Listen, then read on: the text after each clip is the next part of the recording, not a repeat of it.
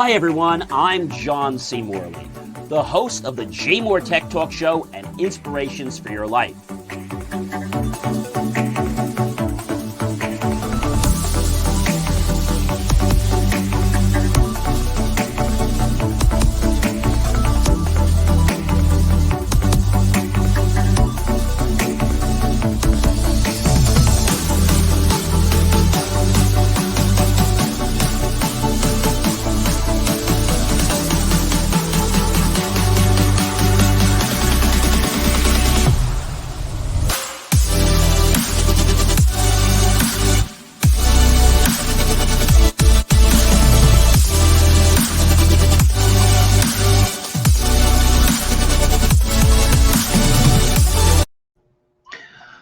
Well, hi everyone. It is John C. Morley, serial entrepreneur, and welcome once again to another fine issue of the J Moore Tech Talk Show. And so today I want to share with you something really interesting. There's a lot been going on overseas, and we're not really sure what's happening or what's really going on. But I think at the end of the day, there's a lot happening. And what's happening is really starting to upset more than, how can I say, a few apple carts. I think that's probably, the best way to say it, right? There's so much going on, and nobody seems to know, what's happening, why this is going on, or why it's not happening. And I think that really happens because, people just act, but they don't know why. And one of the most important things I want to talk, well, there's a lot of important things, but I want to talk about today, why the internet backbones are getting cut off in Russia. This is a real serious problem.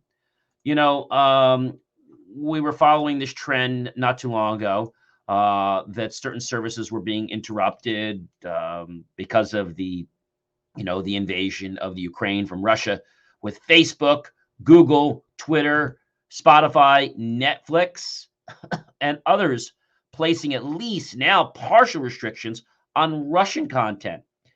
This is getting crazy. If not, many other things are getting blocked too in Russia. And what we've been noticing is that as this is evolving, global internet went a lot deeper than they expected. And two of the world's largest internet service providers, Lumen Technologies and Cognite Communications, said they would block Russian customers from their networks over fears that their networks could be used by Russian government for cyber attacks against the West. This is just insane. But my question is, they're actually hurting citizens. So how is this going to really impact them? I think not too well. And so it's only going to get worse, unfortunately, ladies and gentlemen, before it gets better. And I get why they're doing this. Don't get me wrong. It's just we're hurting a lot of innocent people, and I think it's unfair. I think it's really, really unfair. Well, do you guys remember, many years ago, some of you that are watching this probably don't know what I'm talking about, but there were these little round little plates. Well, we called them something. We call them CDs. And yes, CDs are actually coming back. Yep, compact disc sales in the U.S. grew for the first time since 2004, last year rising 584.2 million. And this is according to the Record Industry Association of America. So combining CD and vinyl sales in 2021 helped drive the first year of sales growth for physical music since 1996. CDs dominated the music industry in the 90s, peaking just around 13.2 billion in annual sales in 2020, and that's per Axios. So CDs are definitely going to be coming back a little bit, and I think they're coming back because a lot of older generations may not know how to download an MP what? 3, 4? What are we even talking about? And so that's an issue. And then where do you get that thing that you put the CD in? Is that a CD toaster or a CD what? CD player. And so I think the value of not only CDs, but also CD players is going to be going up because more people are finding that they were very convenient, they were affordable, and they didn't require a lot of technical savvy. I bet that's something that many of you didn't expect to happen. So get out your dustbuster, your broom, or your air can and blow off some of that accumulated dust on your CD player.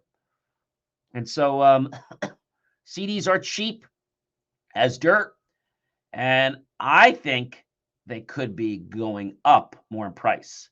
Why else is there an upsurge? Well, this may not be important, but if you buy a 4K UHD DVD player, you'll be getting a D and A converter that eclipses the best consumer level DACs from 10 to 15 years ago.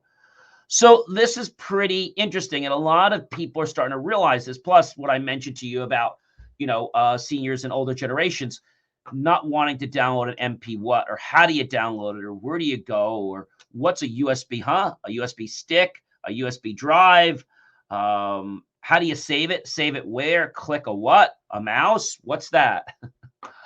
And I mean, we're joking here, but seriously, some people don't understand how to download or how to play their files or how to transfer them using iTunes onto their different Apple devices, etc. That becomes a little bit of an enigma for some people. So they'd rather just use a CD. And not to mention, a lot of cars had the ability, and some still do, where you can put the CD in. It will rip the CD basically to the digital hard drive. And so when that happens, you can actually get rid of the CD, right? And so when we say ripping a CD, we're basically digitizing it into a file, which then can be either copied to another file or transported to another device. But that's been something that the cars have had for a while, and I think it's pretty cool. So we're going to have to see where our CDs going, but they're going definitely somewhere interesting, and I think it's going to bring back some controversy, and it's probably going to raise the prices of CDs and the likely equipment that we use to play them. Well, so CDs are back, and just pay attention to that. But, Russia, here we go again. They're intensifying their censorship campaigns. They're pressuring the giant tech companies, and Adam Centerino from the New York Times, and I want to quote, as Russia attacks the Ukraine, the authorities in Moscow are intensifying a censorship campaign at home by squeezing some of the world's biggest tech companies. Russian authorities warned Google, Meta, Apple, Twitter, TikTok, and others that they had until the end of this month to comply with a new law that requires them to set up legal entities in the country. The so-called landing law makes the companies and their employees more vulnerable to Russia's legal system and the demands of government censors, legal experts, and civil society groups said, close quote. So I think what's going on right now is that Russia has always been about protecting what information gets out. And we know that the media does this interesting job of blocking what's good information. Let's take COVID, for example. A lot of superfluous and useless information was really disseminated to us about COVID. Some scared people, some didn't faze anyone, depending on who it was. But the bottom line was they were doing it not to warn people. And I'm sorry to say this. They were doing this to increase viewership, to increase people buying their paper or their magazine. And I know that's not nice to say, but hey, it's the truth. I'm a registered journalist and also a registered videographer. So I always try to print the truth, but a lot of people try to print what is going to sell magazines or what's going to sell subscriptions. And although I think that's important, I think you can't print stuff that's not true or things that are leaving out the truth. So I think that's really, really important, ladies and gentlemen. And so that's a challenge. And as you and I are traveling to work or to friends or to family members, I'm sure this next topic's going to hit a chord. Yes, gas prices. Oh my gosh. So gas prices are just soaring. I mean, record highs for gas prices. Um, the U.S. ban on Russian energy products to drive oil prices to new highs in the near term is coming up. And there's an organization, you guys may or may not know them, but they've been around for a long time, and they're called OPEC, Organization for the Petroleum Exporting Countries. And they are an intergovernmental organization, oil demand supply market upstream, downstream, Vienna, Austria. And this has been around for quite a while. It was founded on September 14th, 1960 in Baghdad by the first 5 members, and since 1965 have been headquartered in Vienna, Austria, although Austria is not an OPEC member state. That's very interesting. So what's the main purpose of OPEC? I thought you'd never ask. Well, their objective is to coordinate and unify petroleum policies among member countries to secure fair and stable prices for petroleum producers and keep efficient, economic, regular supply chains of petroleum to consuming nations. And so fair is something that I think many of us will disagree with, the way gas prices are changing. And, gas prices in the U.S. are all over the place, right? They are all over the place. Let's just take a look at Alaska right now. Alaska is coming in at $4.72 for regular, $4.88 for mid-grade, and $5.06 for premium, and $5.05 for diesel. All right. Let's take a look at a state that's pretty low. North Dakota, well, Nebraska's even lower, 3.89 on the low, 4.00 on the mid, 4.41 on the high, and 4.74 on the diesel. So let's take a look at New Jersey. So the low in New Jersey is 4.33, the mid is 4.68, and the high is 4.86, and the diesel is 5.215. I have to tell you something. These are averages. I went to a gas station the other day, and I paid well over $5. But I said, you know what, ladies and gentlemen, enough is enough. And so, being an engineer, I said, I want to try something. And I realized that, for years, we've always been told, put premium gasoline.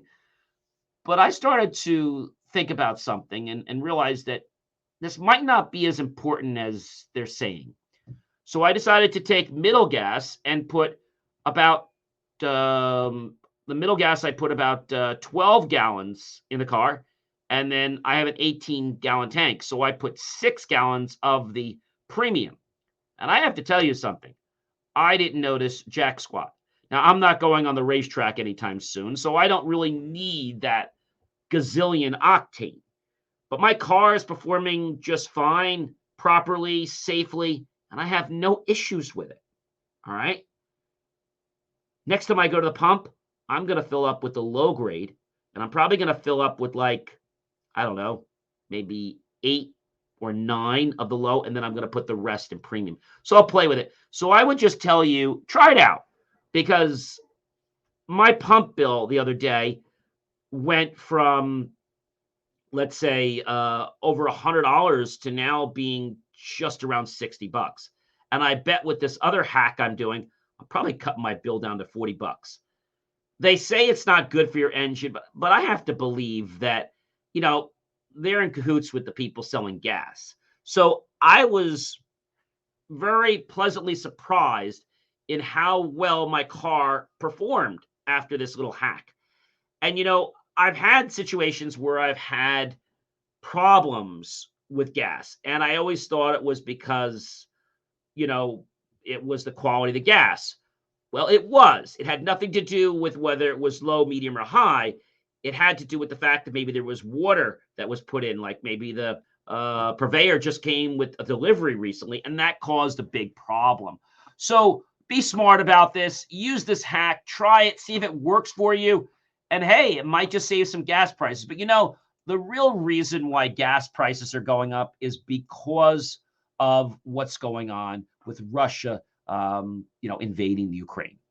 And growing worries over supply disruptions from Russia and a possible delay in the Iran-U.S. nuclear deal amid surging global demand has pushed oil prices to now $130 a barrel. Prices for WTI crude surged more than 78 cents so far just this year, and we're only in March.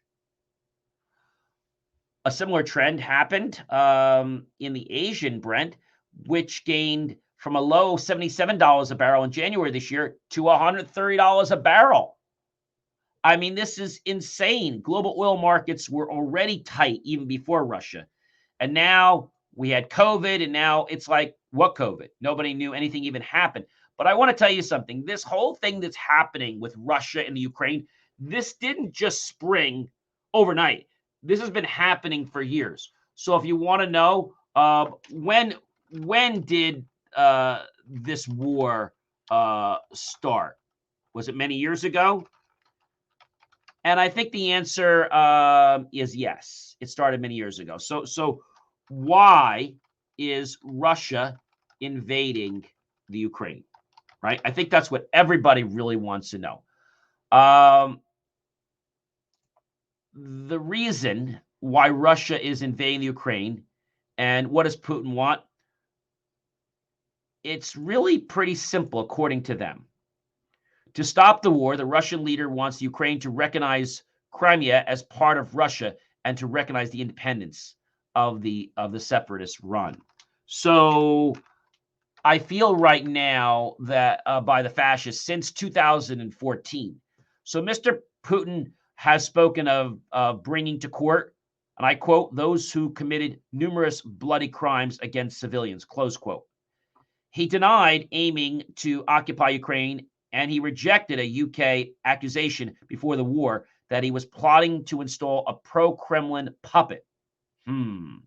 One unconfirmed intelligence report says he aims to split the country in two.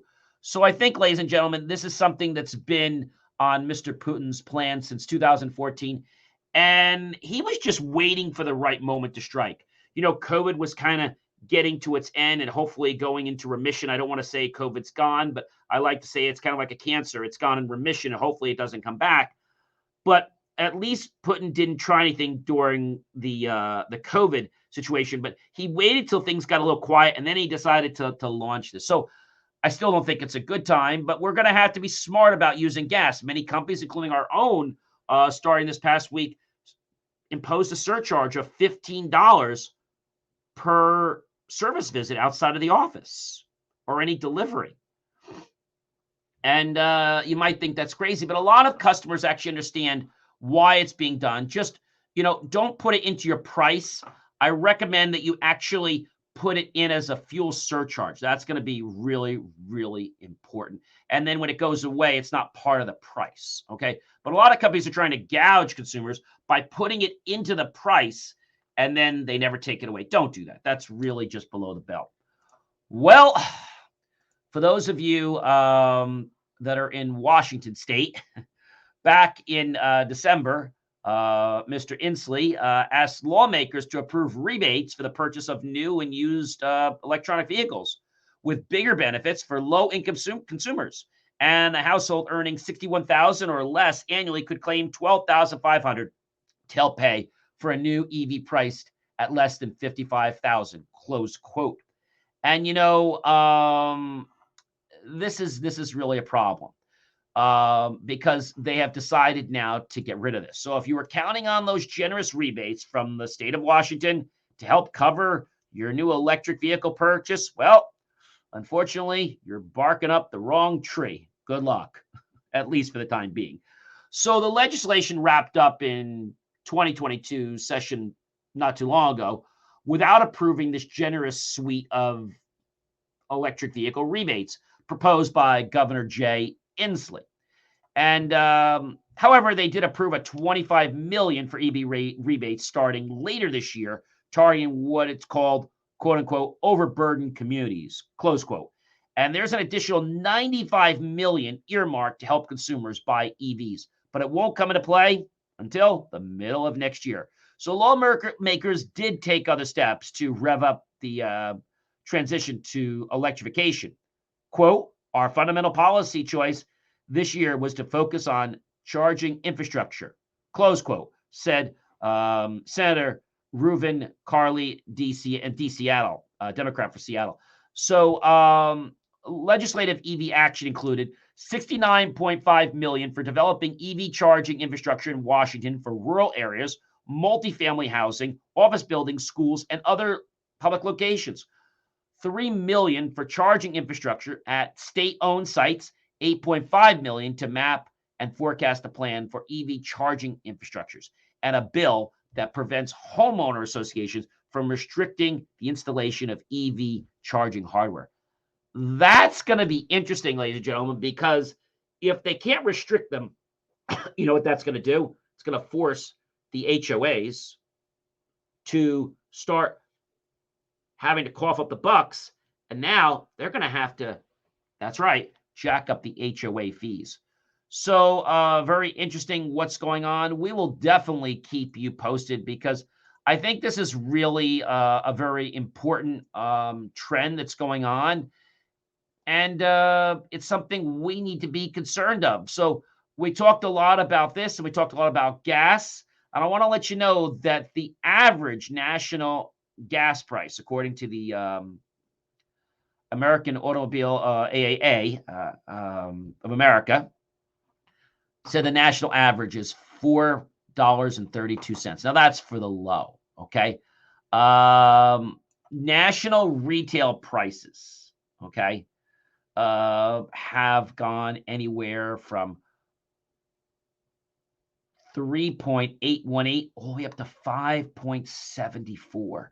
And what we're noticing is that the highest prices, so I'm in New Jersey and we're still getting hit. Again, this shows New Jersey to be around 4.287 to 4.464 right now, but I was paying over 5 because the gas station did it. Again, it's by the averages. So the ones that are really raping people is DC, Connecticut, and yes, Hawaii. They're really capping people.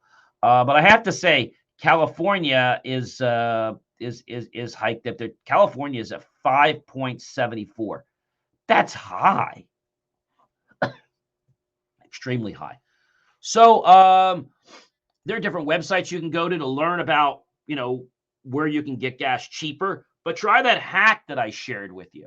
I think you're going to find it pretty interesting, and you're going to find out that unless you're trying to go 90 or 100 miles, which is kind of illegal, then you're probably not going to have any issues with that.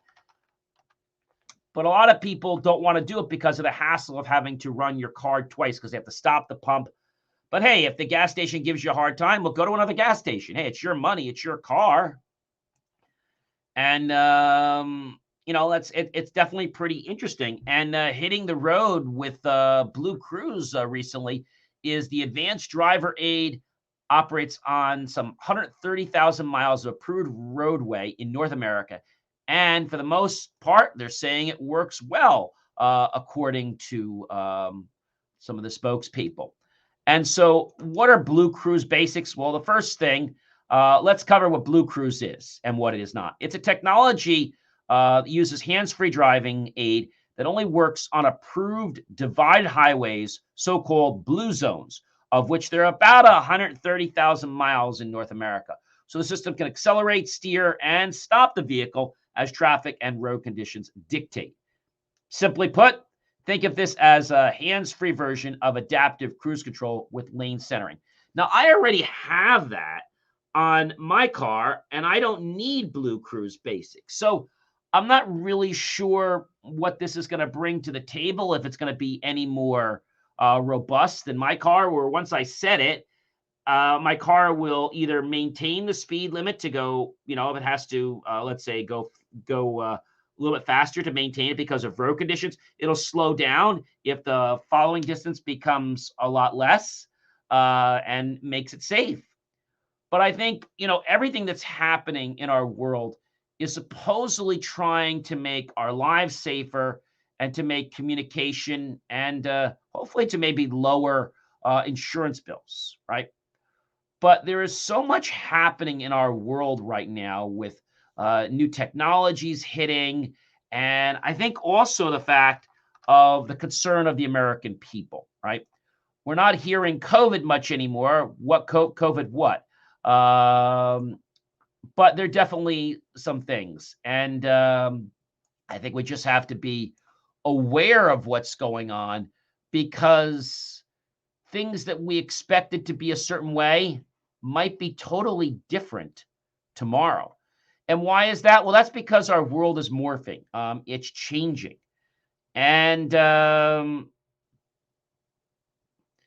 it's something that is going to definitely affect the supply chain, right?